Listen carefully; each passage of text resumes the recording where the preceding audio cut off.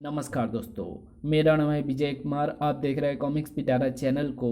तो चलिए दोस्तों, हम लोग कॉमिक्स पढ़ रहे थे कुर्बान और सभी दीवाने जूतों के। इसका पहला पार्ट मैंने अपने चैनल पर अपलोड कर दिया है। पहले पार्ट में मैंने इस कॉमिक्स को 16 पेज तक कवर कर दिया था। अब इस पार्ट में इसके आगे कहानी को शुरू करते हैं। अचानक दौड़ते दौड़ते कुत्ते ने सामने ही खड़ी एक कार की छत पर छलांग लगाई। अरे, अगले ही पल वो कार की छत पर था। कुर्कबान ने झुंझलाकर जेब से अपने विशेष रिवॉल्वर निकाल ली। बातों से तो ये नहीं मानने वाला, अब इसकी टांग तोड़नी ही पड़ेगी। परंतु इससे पहले कि कुर्कमान फायर कर पाता, एकाएक कार स्टार्ट होकर आगे बढ़ गई। उफ, इस कार को भी इसी समय चलना था। अब तो किसी वाहन द्वारा ही इसका पीछा करना होगा। खैर, पैसे तो हैं ही जेब में। उसने तुरंत निकट से गुजरती एक टैक्सी को रोका। उस काली कार का पीछा करो। लेकिन साहब, फालतू बात नहीं। मेरा नाम जासूस कुर्कबांड है। जैसा मैं कहता हूँ वैसा करो, वरना भेजा उड़ा दूंगा। जी। और ड्राइवर ने तुरंत अपनी टैक्सी काली कार के पीछे दौड़ा दी। कुछ देर बाद वो काली कार एक कोठी के भीतर दाखिल हुई। ड्राइवर, गाड़ी रोको। जी साहब। ड्राइवर ने टैक्सी कोठी से कुछ दूर सड़क के किनारे खड़ी कर दी। ये लो अपना भाड़ा और चुपचाप यहाँ से रफू चक्कर हो जाओ। ध्यान रहे, तुम ये भेद किसी को नहीं बताओगे। समझ गया साहब, आप निश्चिंत रहें। फिर कुर्कमान सावधानी से चलता हुआ कोठी के भीतर दाखिल हो गया। पता नहीं ये कुत्ते का बच्चा अब मुझे यहाँ किस झंझट में फंसाने ले आया। अगर मकान मालिक ने चोर समझकर पकड़ लिया तो मार मार कर भुर्ता बना देगा। कमरे में, डैडी, मैं मालती की लाश एक बक्से में रख बक्सा रेलवे यार्ड में खड़ी एक मालगाड़ी के डिब्बे में रखाया हूँ। जब तक पुलिस को वह लाश मिलेगी तब तक वो गल सड़कर पहचानने योग्य भी नहीं रह जाएगी। गुड, लेकिन किसी ने तुम्हें उसकी लाश ठिकाने लगाते हुए देखा तो नहीं? बिल्कुल नहीं डैडी। चलो, कुत्ते के साथ साथ उस पगली से भी पीछा छूटा। कमबख्त हर समय अपने कुत्ते में ही व्यस्त रहती थी। और हाँ डैडी, मैं आते समय थाने में मालती के घर से भाग जाने की रिपोर्ट भी लिखाता आया हूँ। शाबाश, ये तुमने बहुत ही अच्छा किया। अब मालती के धोखेबाज माँ बाप के साथ साथ पुलिस को भी हम पर कोई संदेह नहीं होगा। आप ठीक कहते हैं डैडी। मालती के धोखेबाज माँ बाप ने दहेज तो दूर, उल्टे अपनी पागल लड़की को ही हमारे गले मठ दिया था। चिंता ना करो बेटे, इस बार मैं जिस सेठ की इकलौती लड़की से तुम्हारा रिश्ता करने जा रहा हूँ, उससे शादी करने के बाद तुम उसकी लाखों की संपत्ति की एकमात्र वारिस बन जाओगे। ओह, यू आर ग्रेट डैडी।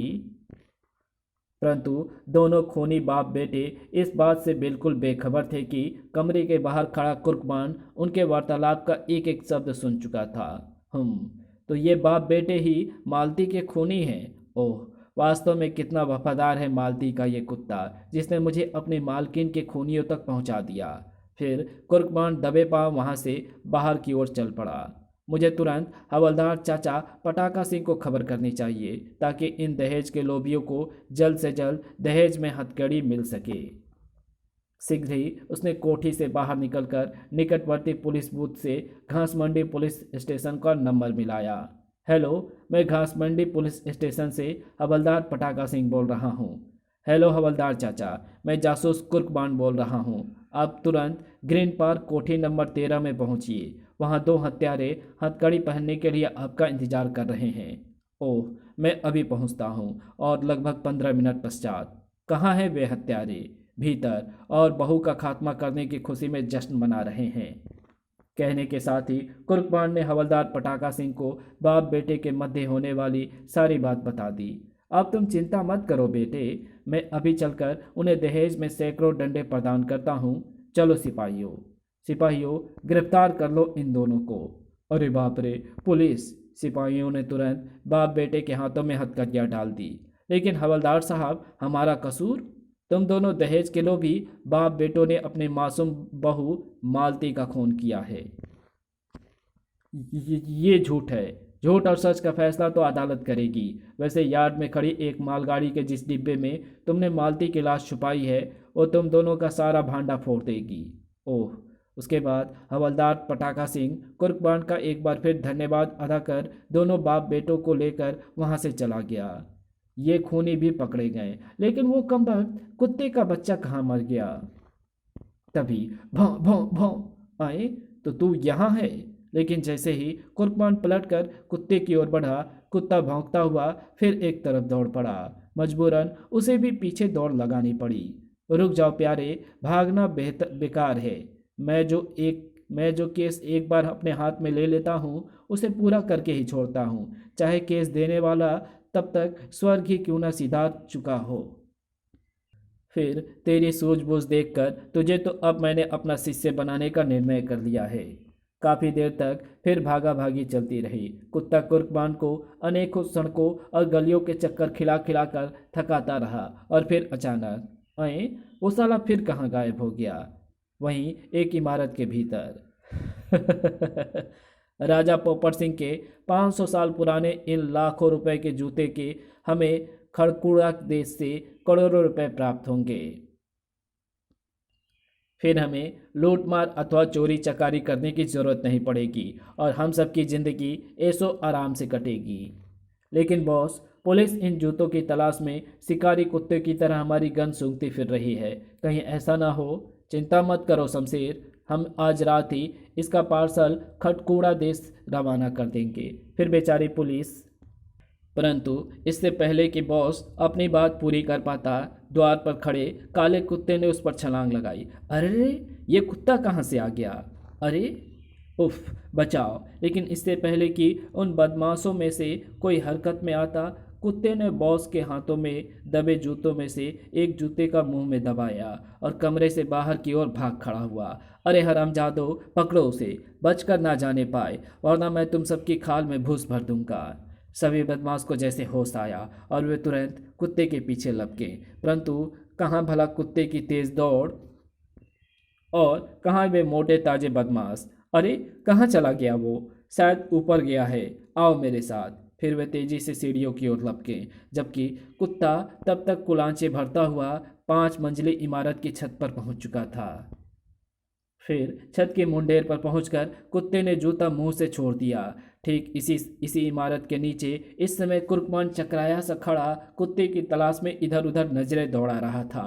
लगता है वो साला उल्लू का पट्टा इस बार पूरी तरह चकमा दे गया है।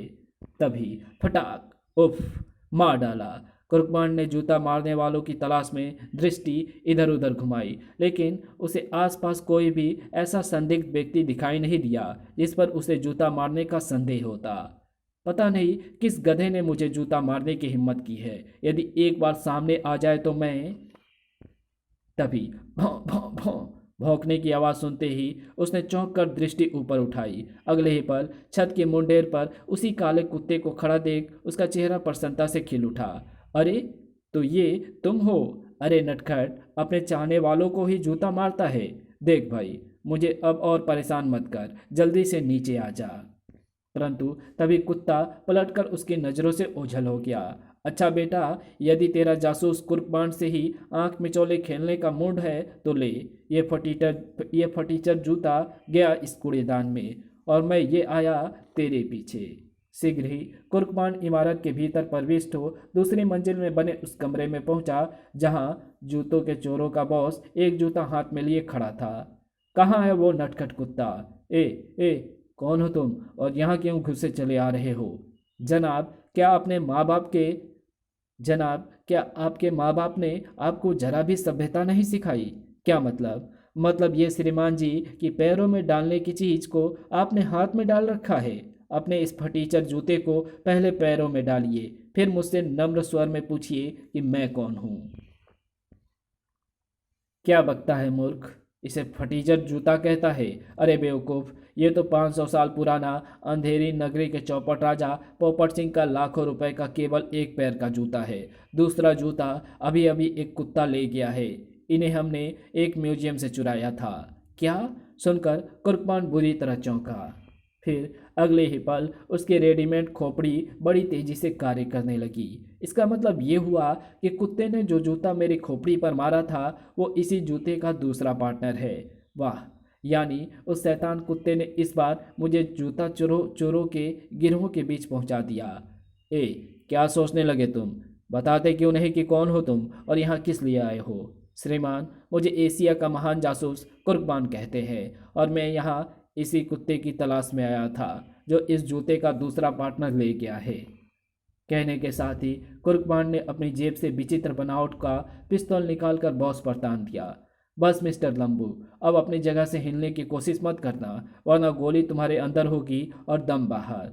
तो तुम जासूस कुर्कबान हो? अबे कुर्कबान नहीं तो क्या मैं तुम्हें कोई घसियारा दिखाई देता हूँ? लाओ ये जूता मेरे हवाले करो। नहीं नहीं, ये मैं तुम्हें किसी कीमत पर नहीं दूंगा। अबे चपर कनाती, जूता तू तो क्या तेरा बाप भी देगा। ला इधर ला। कहते हुए कुर्कबान ने उसकी ओर कदम बढ़ाए ही थे कि तभी पीछे से एक रिवॉल्वर की नाल उसकी कनपट्टी पर आ सटी। खबरदार बच्चे, यदि अपनी जिंदगी चाहता हो तो अपना खिलौना फर्श पर फेंक दो। कौन है बे? ला बेटा, ये रिवॉल्वर मुझे दे। शाबाश शमशेर सिंह, तुम बिल्कुल सही समय पर आए हो, वरना इस कार्टून ने तो मुझे डरा ही दिया था। अरे हाँ, वो जूता कहाँ है? बॉस, उस जूते और कुत्ते का अभी तक कोई पता नहीं चला। वैसे टोनी और जॉनी उसे पूरी इमारत में खोज रहे हैं। अबे तो गधे के बच्चे, तू यहाँ क्यों चला आया? जानता नहीं कि वो जूता कितना कीमती है? लेकिन बॉस ये भौं भौं भौं। अरे तभी पीछे कुत्ते की मौजूदगी का प्रमाण पाकर सभी बौखला उठे। फिर इससे पहले कि वह संभल पाते, कुत्ते ने उन पर छलांग लगा दी। अरे बाप रे! आए उफ! वाह, ये भी खूब मौके पर आया। बदमाशों के धराशायी होते ही कुत्ता बॉस पर झपटा। वाह! आ! और शाबाश बेटे, जल्दी से निकल चल। अरे उसे पकड़ो, वो दूसरा जूता भी ले जा रहा है। परंतु इससे पहले कि कोई अपने स्थान से उठ पाता, कुर्कमान ने फुर्ती के साथ कमरे के बाहर निकलकर द्वार को बंद कर दिया। ठक ठक, दरवाजा खोलो। अब ठीक है, जब तक पुलिस ना आ जाए तुम सब यहीं बंद रहो। उसके बाद कुर्कमान कुत्ते के पीछे लपका। ए भाई, अब रुक जा, उन बदमाशों को मैंने कमरे के भीतर ही बंद कर दिया है। लेकिन कुत्ता रुका नहीं, इमारत से बाहर निकल गया। अरे अरे रुक जा भाई, वो जूता अंधेरी नगरी के चौपट राजा पोपट सिंह का है। किसी गलत आदमी के हाथ लग गया तो अनर्थ हो जाएगा। आज जब जब आते जाते लोगों के कानों में कुर्कमान की बात पड़ी, अरे कुत्तों के मुंह में राजा पोपट सिंह का करोड़ों का जूता! देखते क्या हो, चलो उसे हासिल करते हैं, फिर हमारे वारे न्यारे हो जाएंगे। ठीक कहते हो, जल्दी चलो। जबकि अपने पीछे आते लोगों से बेखबर कुर्कमान बोलता ही चला जा रहा था। अरे रुक भाई, गड़बड़ मत कर। वो राजा पोपट सिंह का लाखों का जूता है। हैं? राजा पोपट सिंह का बहुमूल्य जूता, और इस कुत्ते के मुंह में? चल मेरी चांदनी, दिखा अपनी चाल। यदि वो जूता मेरे हाथ लग गया तो कल से तेरी घास दुगुनी कर दूंगा। और शीघ्र ही एक भारी भीड़ कुत्ते के पीछे लग गई। वो जूता केवल मेरा है, स्पीड और तेज करो। वो जूता हर कीमत पर हमें मिलना चाहिए, उसे मेरे सिवाय और कोई नहीं ले सकता। उस भीड़ से कुर्कमान सर्वथा अनभिज्ञ था, लेकिन जब अचानक उसके पीछे से आते शोर को सुनकर पलट कर देखा, अरे बाप रे, ये तो सभी दीवाने जूतों के लगते हैं। जल्दी से इस खंबे पर चढ़ जाऊं, वरना इन जूतों के दीवानों के जूतों के नीचे दबकर ही अल्लाह को प्यारा हो जाऊंगा। अगले ही पल कुर्कमान खंबे के ऊपर था। उफ, बाल बाल बचा इन जूतों के दीवानों से। जल्दी भीड़ उसके सामने से गुजरकर आगे निकल गई। यदि जल्द ही मैंने उस जूते की सुरक्षा के लिए कोई कदम नहीं उठाया तो ये दीवाने उस जूते के टुकड़े टुकड़े कर देंगे। लेकिन मैं करूँ भी तो क्या, वे तो काफ़ी आगे निकल चुके हैं। तभी उसकी दृष्टि मोटू पर पड़ी, जो एक अजीबोगरीब फटफटिया पर सवार उसी ओर चला आ रहा था जिधर से भीड़ और वो आए थे। अरे वो तो मोटू है, लेकिन इसे मैंने ऑफिस में ही रहने का कहा था। खैर, ये भैंसे का अंडा आया बिल्कुल ठीक समय पर। अगले ही पल वो खंबे से उतरकर सड़क के बीचों बीच पहुंच गया। अरे कुर्कमान भैया तुम! अबे मोटू के बच्चे, जल्दी से फटफटिया रोक। मोटू ने तुरंत ब्रेक लगा दिए। अबे मैंने तो तुझे ऑफिस में रहने के लिए कहा था, फिर तू यहाँ कैसे? ऑफिस में दिल नहीं लग रहा था भैया, इसलिए तुम्हारी मोटरसाइकिल लेकर हवाखोरी करने निकला था। लेकिन तुम यहाँ कैसे? क्या वो कुत्ता मिला? कुर्कमान उसे जल्दी जल्दी सारी बात बताने के बाद बोला, अब तू जल्दी से नीचे उतर, कहीं ऐसा ना हो कि कुत्ते के साथ साथ वो जूता भी हाथ से जाता रहे। मोटू ने फटफटिया से नीचे उतरने में देर नहीं लगाई। उसके उतरते ही कुर्कमान ने ड्राइविंग सीट संभाली और मोटू को पीछे बिठा उस दिशा में मोटरसाइकिल दौड़ा दी जिधर कुत्ते के पीछे पीछे भीड़ गई थी। मेरी प्यारी फटफटिया, मैंने तुझे 5 साल में 10वीं में 5 बार फेल होकर भी तैयार किया है। आज तेरी परीक्षा है। तुझे उन सभी जूतों के दीवाने से भी आगे निकलना है शीघ्र ही। शाबाश मेरी फटफटिया रानी, दिखा दे इन्हें अपनी जवानी। कुर्कमान की अजीबोगरीब फटफटिया ने वास्तव में कमाल दिखाया और पलक झपकते ही भीड़ को काफी पीछे छोड़ कुत्ते के निकट पहुंच गई। अबे मेरे प्यारे मुन्ने राजा, रुक जा। अब तुझे किसी बात का डर नहीं। ला वो जूता जल्दी से मुझे दे दे। लेकिन कुत्ता इस बार भी नहीं रुका। तभी कुर्कमान को उस लाल रंग के रुमाल का ख्याल आया जो उसे मालती ने दिया था और इस समय भी उसकी जेब में पड़ा था। उसने झट से उस रुमाल को जेब से निकाला और अबे मुझे नहीं पहचानता तो अपने इस लंगोट को तो पहचान। कुत्ते का उस रुमाल को देखना भर था कि उसने तुरंत हवा में छलांग लगाई और अगले ही पल वो मोटू की पीठ पर सवार था। शाबाश जियो मेरे लाल, अब किया तूने कमाल। मैं मूर्ख था जो पहले नहीं दिखाया तुझे लाल रुमाल। लेकिन बाण भैया, ये तो मुझे गधा समझकर मेरी पीठ पर सवार हो गया है। चिंता मत करो मोटू, अब ये तुम्हें फटफटिया से लुढ़कने नहीं देगा। जब लोगों ने ये देखा, अरे वे तो कुत्ते समेत ही जूते को ले उड़े। पीछा करो, हाथ से नहीं निकलना चाहिए। मैं उन्हें इतनी आसानी से नहीं भागने दूंगा। वो जूता केवल मेरा है। लोगों ने उन्हें पकड़ने की पूरी कोशिश की, लेकिन अरे वो तो पुलिस स्टेशन चला गया। सब किए किराए पर पानी फिर गया। अब वापस लौट चलने में ही भलाई है। और सब निराश होकर वहां से लौट गए। इस तरह कुर्कबान सुरक्षित घास मंडी थाने के भीतर पहुंचने में सफल हो गया। उस समय हवलदार पटाका सिंह वही मौजूद था। अरे कुर्कबान तुम? हाँ हवलदार चाचा, आपके लिए मैं जूतों का ये तोहफा लाया हूँ। लीजिए, संभालिए इसे। क्या है? पहले तो हवलदार पटाका सिंह कुर्कबान की बातों का अर्थ ना समझकर चौंका, लेकिन जब कुर्कबान ने जूता उसके हवाले करने के साथ साथ उसे पूरी बात बताई तो खुशी से झूम उठा। वाह, तुमने तो कमाल ही कर दिया कुर्कबान। अभी कमाल अधूरा है हवलदार चाचा, इसलिए आप समय नष्ट ना करके तुरंत मेरे साथ चलिए, वरना ना जाने इस जूते का दूसरा पार्टनर मिलेगा और ना जूतों के चोर। ओह सिपाहियों, तुम सब मेरे साथ आओ। उधर उस इमारत के बाहर जहाँ की चोरों का अड्डा था, पता नहीं इतना बड़ा और गंदा जूता किस कमबख्त गधे का है। और उसने वो जूता पूरी सख्ती से एक तरफ उछाल दिया। भगवान करे ये जूता उसी के मुंह पर पड़े जिसने इसे यहाँ फेंका है। और वास्तव में वो जूता ठीक कुर्कबान के चेहरे पर पड़ा, जो कि हवलदार पटाका सिंह और सिपाहियों के साथ उसी जूते और अपराधी के चक्कर में वहां आया था और अभी अभी जेब से उतरा था। हाय! पहले हवलदार पटाका सिंह और सिपाही इस तरह से कुर्कबान के चेहरे पर पड़े जूते को देखकर चौंके, लेकिन जब हवलदार पटाका सिंह ने गौर से जूते को देखा तो उसे उठाकर प्रसन्नता से चीख उठा। आहा, मिल गया दूसरा भी। अजीब बात है, पहले यही जूता खोपड़ी पर पड़ा था और अब मुंह पर पड़ा। फिर हवलदार पटाका सिंह ने उस इमारत के भीतर एक कमरे में बंद जूतों के चोरों को और उनके बॉस सहित पकड़ने में भी कोई सुस्ती नहीं दिखाई। मुझे अफसोस है दोस्तों कि तुम्हें राजा पोपट सिंह के लाखों के जूते हजम नहीं हो सके, लेकिन धैर्य रखो, जल्दी पुलिस के जूते तुम्हें बेभाव खाने को मिलेंगे। ठीक कहा तुमने बेटा। सिपाहियों, ले चलो इन सबको थाने। और कुछ देर बाद पुलिस मुख्यालय में। जासूस कुर्कबान, तुमने जूतों के चोरों को पकड़वाने में पुलिस की जो मदद की है उसके लिए सरकार तुम्हें नगद 1 लाख का पुरस्कार इनाम देती है। लो संभालो। धन्यवाद श्रीमान जी, मेरी ओर से आप ये रकम प्रधानमंत्री राहत कोष में दे दीजिए ताकि ये गरीब और बेबस लोगों के काम आ सके। वाह, कितने नेक और ऊंचे विचार हैं तुम्हारे, कहकर कमिश्नर साहब ने हवलदार पटाका सिंह की ओर देखा। हवलदार पटाका सिंह, तुमने जिस कर्तव्य परायणता और मुस्तैदी के साथ अपनी जान की परवाह न करते हुए जल्द से जल्द देश के कुख्यात अपराधियों को पकड़ा, उसके लिए सरकार तुम्हें हवलदार से पदोन्नति करके थानेदार बनाती है। तुम आज से ही घासमंडी पुलिस स्टेशन का चार्ज संभाल लो। हुर्रे, कुर्कबान जिंदाबाद। ये क्या बदतमीजी है। Sorry sir.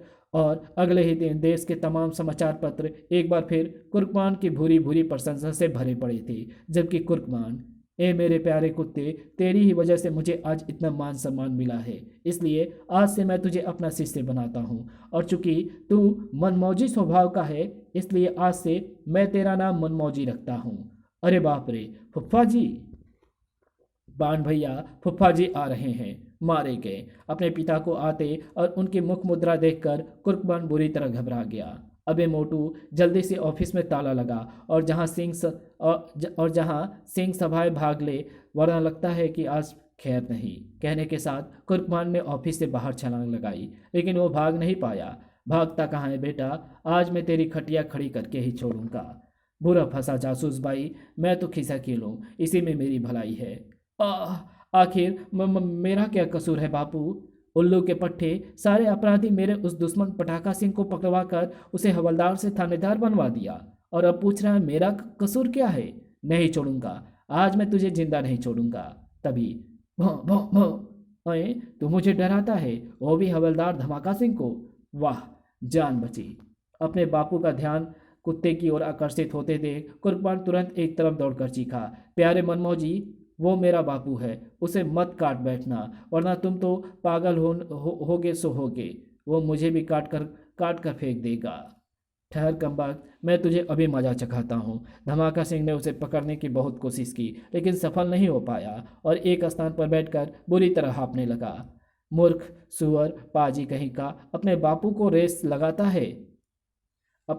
से रेस लगाता है। देख लूंगा तुझे एक दिन। मनोज चित्रकथा में मॉडर्न जासूस कुर्कबान के कुछ और हंसी के धमाकों से ओतप्रोत नए कारनामे जानने के लिए पढ़ें कुर्कबान और कब्रिस्तान के भूत। और ये कहानी यहीं समाप्त होती है। तो आपको कुर्कबान की ये कॉमिक्स कैसी लगी? अगर आपको ये वीडियो अच्छी लगी हो तो इस वीडियो को लाइक शेयर कमेंट ज़रूर कर देना। चैनल पर नए हो चैनल को सब्सक्राइब कर ऑल नोटिफिकेशन को सिलेक्ट ज़रूर कर लेना।